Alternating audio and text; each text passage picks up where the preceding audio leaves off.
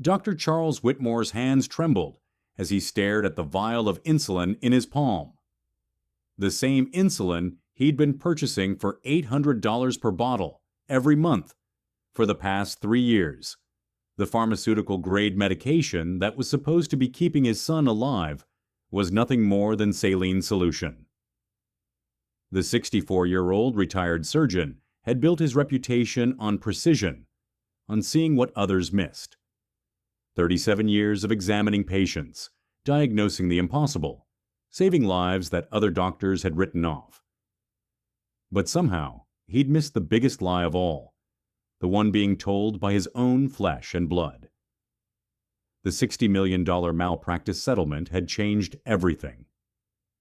3 years ago, Charles thought the money was a curse, compensation for a surgical error that had ended his career and haunted his dreams. Now, sitting in his study at 2 a.m., surrounded by medical records and pharmacy receipts, he realized the money had revealed something far more sinister, the true nature of his family. His phone buzzed, a text from his son Derek. "Dad, running low on insulin again.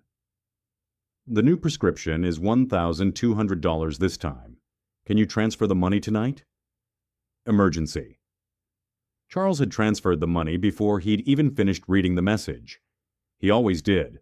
For 3 years, he'd never questioned, never hesitated. His son was diabetic. His son needed him. His son was dying without his help. Except his son wasn't diabetic. And he wasn't dying. And Charles had the lab reports to prove it. It had started with a coincidence that would have been laughable if it weren't so tragic. Dr. Miranda Chen, Charles's former colleague at St. Mary's Hospital, had called him about a research opportunity. "Charles, I know you're retired, but I'm working with the National Diabetes Foundation on a new study. We're looking at long-term insulin dependency patterns, and I wondered if Derek might be interested in participating. The compensation is excellent, and it could help thousands of people." Charles had been enthusiastic. Derek had been evasive. "I don't know, Dad. I don't really like being a guinea pig. Besides, my condition is pretty stable right now." "But Derek, this could help other people who are struggling like you've struggled." "I said no, Dad." "Drop it." The conversation had left Charles puzzled. Since when did his son, who'd always been passionate about helping others, refuse to participate in medical research, especially research that could benefit fellow diabetics? That night, Charles had done something he'd never done before. He'd looked up Derek's medical records using his administrative access at St. Mary's, where Derek claimed to receive his regular checkups. There were no records, no visits, no blood work, no diabetic complications or management notes. Nothing. Charles had stared at the blank screen for 20 minutes, certain he'd made an error. He'd called the records department, verified Derek's Social Security number, checked alternate spellings. Nothing. Then he'd driven to Derek's apartment at midnight and gone through his son's trash. What he'd found had shattered his world. Empty insulin vials, but also receipts from online pharmaceutical resellers. Not for insulin, for saline solution. Dozens of them, dating back 3 years. Each receipt showed the same buyer, Derek's wife, Sandra. But the most damning evidence had been the bank statements Derek had carelessly thrown away. Deposits of $400 to $600 weekly from something called Pharma Bridge Solutions. Amounts that perfectly matched the street value of pharmaceutical-grade insulin sold on the black market. They were buying saline solution for $20, repackaging it as insulin, and selling the real insulin Derek never needed for enormous profits. And Charles had been funding the entire operation with his settlement money. Charles spent the next 2 weeks building his case with the methodical precision that had made him a renowned surgeon. He'd learned that Derek and Sandra had been running this scam for 3 years, coinciding perfectly with Charles's settlement. The fake diabetes diagnosis had been sophisticated. Derek had researched the symptoms, learned to simulate hypoglycemic episodes, even created fake glucose monitor readings. Sandra, a former pharmacy technician, had the connections to source legitimate insulin and the knowledge to create convincing fake injections. But their greed had made them careless. Charles discovered they'd been selling insulin not just locally, but shipping it across state lines to desperate diabetics who couldn't afford their medications. While Charles sympathized with people struggling to afford health care, he was horrified that Derek and Sandra were profiting from that desperation while lying to him about Derek's non-existent condition. The financial scope was staggering. Over 3 years, Charles had given them nearly $2.4 million for medical expenses. Derek had claimed his condition was worsening, requiring more expensive treatments, specialist visits, and emergency interventions. Sandra had even created fake hospital bills and insurance statements. They'd used the money to buy an $800,000 house, luxury cars, and expensive vacations. All while Derek tearfully thanked his father for saving his life with each transfer. But Charles's investigation had revealed something even more disturbing. Derek and Sandra had been telling people that Charles was becoming senile, that the malpractice settlement had broken him mentally, and that his generous financial support was evidence of his declining judgment. They were laying groundwork for a competency challenge. Dr. Miranda Chen had been horrified when Charles explained what he'd discovered. "Charles, this isn't just family drama. This is major fraud. Insurance fraud, mail fraud, possibly RICO violations if they're operating across state lines." "I know, but I need to handle this carefully. Derek is still my son." "Your son who's been systematically stealing from you and planning to have you declared incompetent." Miranda's words stung because they were true. Charles had found evidence that Derek and Sandra had consulted with elder law attorneys about managing aging parents with declining mental capacity. They'd even gotten quotes for private memory care facilities. "What do you want to do?" Miranda asked. "I want to give them one last chance to tell me the truth. I'm going to stage an intervention." "Charles, I'm going to tell them I've been diagnosed with early onset dementia and that I want to get my affairs in order while I still can. I'll say I want to make sure Derek's medical needs are provided for, that I want to set up a trust fund specifically for his diabetes care." Miranda stared at him. "You're going to give them rope to hang themselves." "I'm going to give them a choice. They can confess and we'll work something out, or they can dig themselves deeper into a hole they'll never climb out of." "And if they choose the hole?" Charles's expression hardened, showing the steel that had carried him through 37 years of life and death decisions. "Then I'll document every lie, every manipulation, every moment of fake concern. And when I'm done, Derek will be in federal prison and Sandra will be right beside him." Charles had arranged everything meticulously. The intervention would take place at his house, in his study, on a Saturday afternoon. He'd invited Derek, Sandra, and also Derek's sister Lisa, Charles's daughter who lived in Seattle and hadn't been involved in the scam. What Derek and Sandra didn't know was that Charles had also invited several other people, Dr. Miranda Chen, supposedly as his medical advisor, James Morrison, his attorney, supposedly to help with estate planning, and Detective Ray Phillips from the White Collar Crime Division, who was positioned in the next room with recording equipment. Charles had also installed pinhole cameras throughout his study, all perfectly legal in his own home. The performance began at 2 p.m. sharp. "Thank you all for coming," Charles said, his voice carefully modulated to sound slightly confused and fragile. "I asked you here because I have some difficult news to share." Derek immediately reached for Sandra's hand, both of them arranging their faces into expressions of concern. Lisa leaned forward, genuinely worried about her father. "I've been experiencing some memory problems lately," Charles continued. "Dr. Chen has been running tests, and—" He paused, letting his voice crack slightly. The preliminary diagnosis is early-stage dementia. The room erupted in shocked gasps and concerned murmurs. But Charles was watching Derek and Sandra carefully, and what he saw confirmed his worst fears. Behind their masks of shock and sympathy, he caught a brief moment, just a split second, where they looked at each other with something that looked like excitement. "I want to make sure everyone I love is taken care of," Charles said. "Derek, especially you. I know how expensive your medical care is, how much you need those treatments." "Dad, don't worry about me," Derek said, his voice thick with fake emotion. "We'll figure it out." "No," Charles said firmly. "I won't leave you struggling.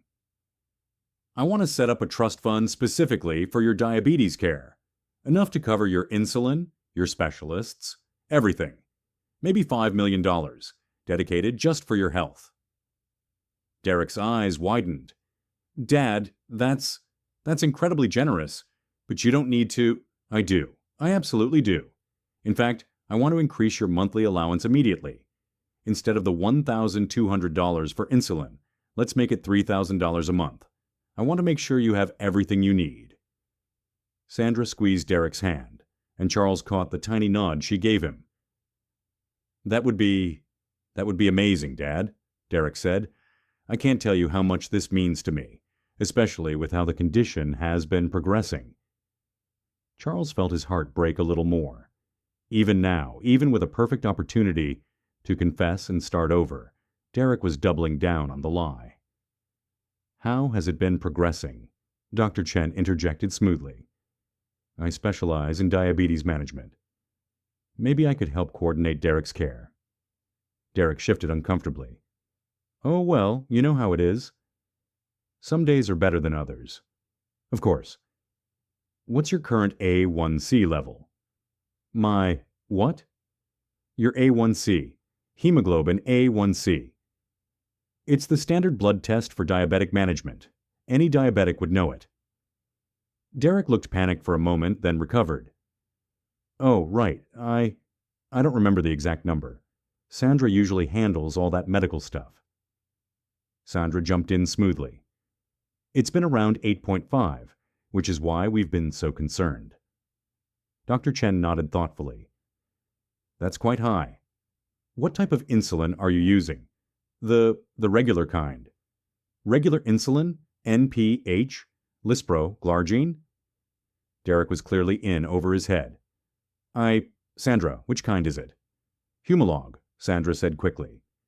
"Interesting. And how many units per day?" The questioning continued for 20 minutes, with Derek and Sandra providing increasingly contradictory answers about his supposed condition. Charles watched his son dig himself deeper and deeper into lies, each fabrication more desperate than the last. Finally, Charles held up his hand. "That's enough," he said quietly. The change in Charles's demeanor was immediate and dramatic. Gone was the confused, fragile elderly man. In his place sat the sharp, commanding surgeon who had saved thousands of lives. "Derek, I need you to listen very carefully to what I'm about to say." Derek looked confused by his father's sudden transformation. "Dad, you are not diabetic. You have never been diabetic. For the past 3 years, you and Sandra have been running an elaborate fraud, convincing me to pay for insulin you don't need while you sell the real medication for profit." The silence in the room was deafening. "I have bank records showing deposits from pharmaceutical resellers. I have receipts showing Sandra's purchases of saline solution. I have evidence of your online sales of insulin across state lines. And I have recordings of both of you lying to me for the past 20 minutes about a medical condition you don't have." Derek's face went white. Sandra looked like she might faint.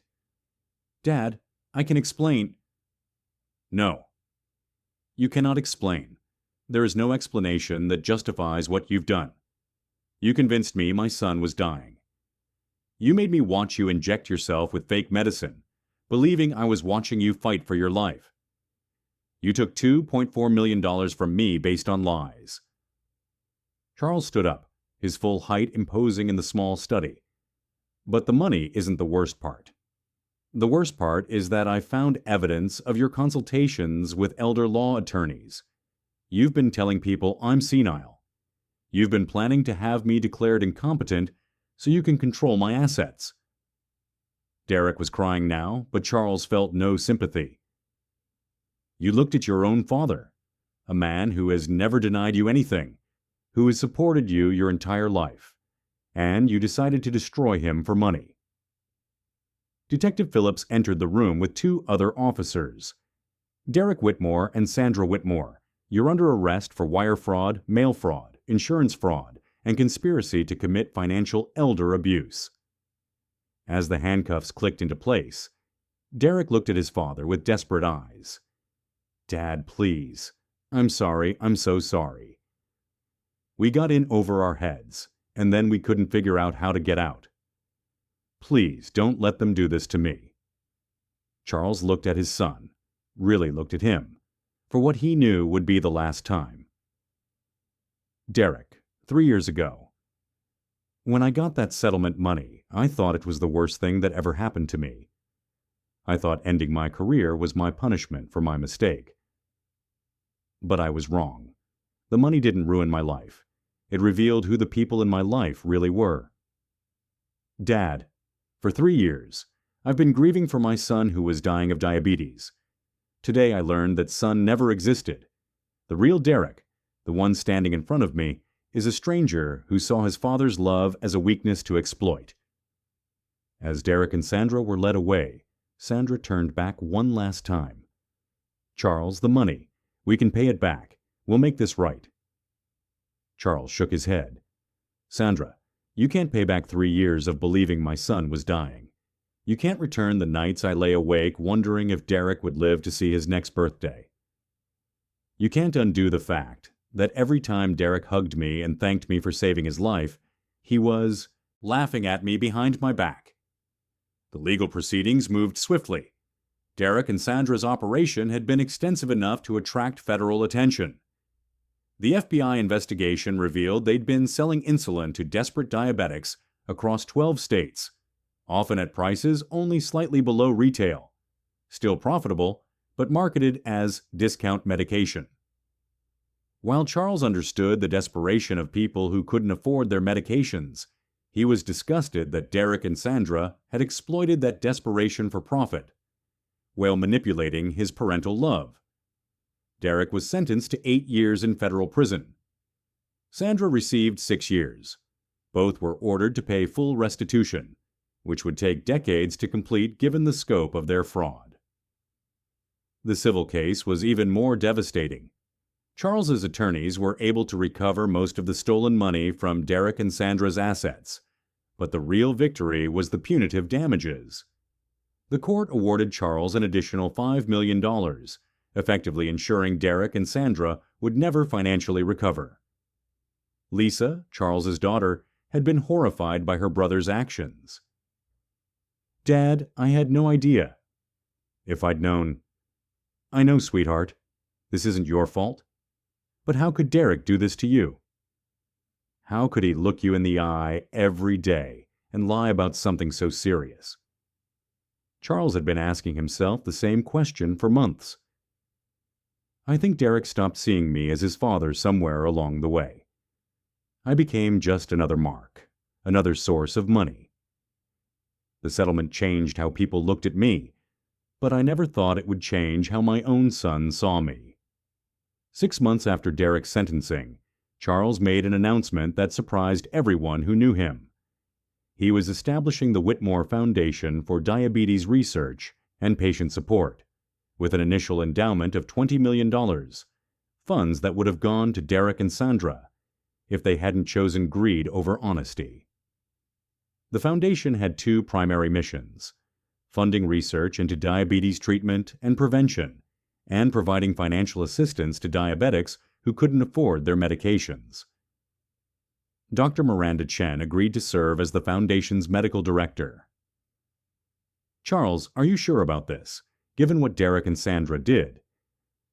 Miranda, they exploited people's desperation for medication they need to survive. They turned diabetic suffering into profit. I can't undo the harm they caused, but I can make sure some good comes from this nightmare. The Foundation's first initiative was a program providing free insulin to uninsured diabetics, the same people Derek and Sandra had been exploiting. Charles personally reviewed every application, determined to help the people his son had victimized. Within 2 years, the Whitmore Foundation had provided over $50 million in assistance and funded breakthrough research that led to new, more affordable insulin alternatives. 3 years after Derek's imprisonment, Charles received a letter from his son. He almost threw it away unopened, but something made him read it. Dad, I know you probably don't want to hear from me, and I understand why. I've had 3 years to think about what I did to you, and I still can't fully comprehend how I became the person who could hurt you like that. I won't insult you by making excuses. I won't pretend the drugs made me do it, or the debt, or Sandra's influence. I made choices. Every day for 3 years, I chose to lie to you. I chose to take your money. I chose to let you believe I was dying. The worst part is that I convinced myself I was the victim. I told myself you had more money than you knew what to do with, that you wouldn't miss what I was taking. I told myself the settlement money had made you different, colder. I created a version of you in my mind that I could justify stealing from. But that wasn't you. That was never you. You were the same father who sat with me in the hospital when I broke my arm at 8. The same father who helped me with my homework, who taught me to drive, who was proud of me when I graduated college. You were the same man who always put his family first. I destroyed that man's trust, and I destroyed his love for his son. I know I can never get either of those things back. I've been following the Foundation's work from prison. I see what you're doing for people who really need help, people like the ones Sandra and I hurt. I see you turning the worst thing that happened to our family into something that helps thousands of people. I don't deserve forgiveness, and I'm not asking for it, but I want you to know that seeing what you've built has helped me understand who you really are and who I failed to be. I hope someday I can be even a fraction of the man you are. Derek Charles read the letter 3 times before setting it aside. He felt nothing. No anger, no sadness, no forgiveness, no love. Derek had become a stranger, and strangers' words carried no weight. But he kept the letter. Charles's real family, it turned out, had been around him all along. Dr. Miranda Chen became not just a professional colleague, but a close friend. Lisa visited more often, bringing her children to spend time with their grandfather. James Morrison, his attorney, became a regular golf partner. Most surprisingly, Charles found family among the people helped by his foundation. Maria Santos, a single mother whose diabetic daughter had been rationing insulin, before the foundation intervened, became like a daughter to him. Her daughter Elena called him Abuelo Charles and sent him drawings of their adventures with her new continuous glucose monitor. "You saved my baby's life," Maria told him one day as they watched Elena play in the Foundation's garden. "She was so sick before, and I couldn't afford her medicine. Now look at her." Elena was running and laughing, her medical alert bracelet sparkling in the sunlight, her backpack containing the insulin pump that kept her healthy. "Derek saved her life," Charles said quietly.